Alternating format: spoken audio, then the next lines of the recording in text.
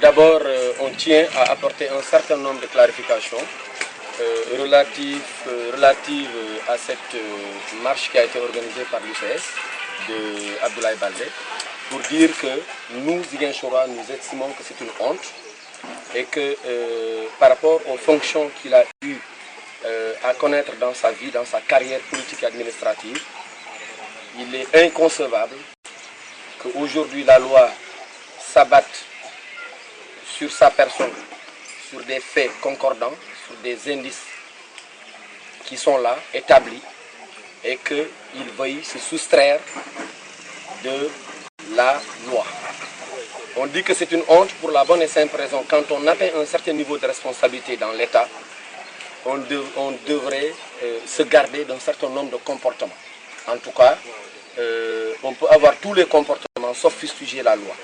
Il doit garder son calme, garder sa sérénité, respecter la loi et rester digne et républicain face à la situation qui a été décidée souverainement par le peuple sénégalais, par ses représentants, car la loi dont il s'agit a été votée par l'Assemblée nationale, par des députés élus souverainement.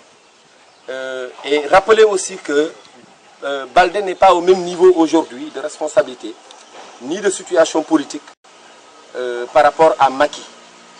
Ses alter égaux sur le terrain politique sont les Doudouka, conseiller spécial du président de la République, coordinateur du pôle des grands projets, administrateur général du FONGIP, pour dire que ce n'est pas à Macky de répondre à Abdoulaye Baldé dans ses gesticulations.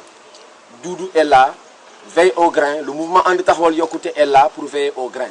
Et qu'il est important de faire comprendre aux Ziguinchorois, aux Casamançais et aux Sénégalais de façon générale que ce qui a été fait entre 12 ans doit être fidèlement rendu.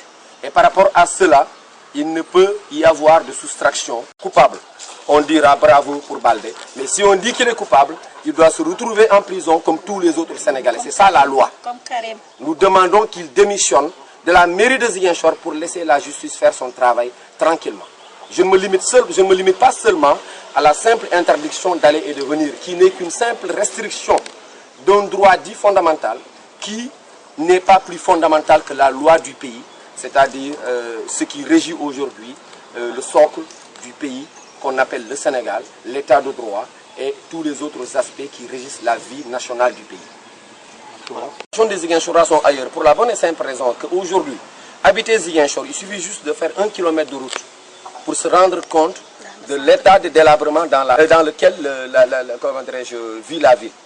Donc, dans cette situation, pour nous, il serait beaucoup plus utile, en tout cas pour Baldé, maire de Ziguinchor, et avec ses militants, de consacrer leur énergie à aller répondre aux besoins des populations de Ziguinchor que de gesticuler pour franchement des faits qui sont établis, en tout cas, je veux dire la présomption de culpabilité qui est établie par rapport à la justice, par rapport à la Cour de répression de l'enrichissement illicite. En attendant, ils ont essayé de divertir les populations qui, pour certains, ont compris, parce que n'oubliez pas que le président Macky Sall est en train d'œuvrer dans le développement. Mais avant d'arriver à cela, c'est la population sénégalaise à 65% qui a décidé que le président Macky Sall soit président de la République du Sénégal. Et à partir de cet instant, il y a eu un contrat entre Macky Sall, président de la République, et le peuple sénégalais. Il l'a précisé dans la campagne que toute personne qui a eu à prendre l'argent, les deniers publics, sera punie et sanctionnée. Donc on ne voit pas pourquoi être là à gesticuler alors que les priorités sont ailleurs. C'est pourquoi nous nous demandons encore une fois la démission de Baldé de la mairie de Ziguinchor et qu'il arrête cette diversion par rapport aux populations locales.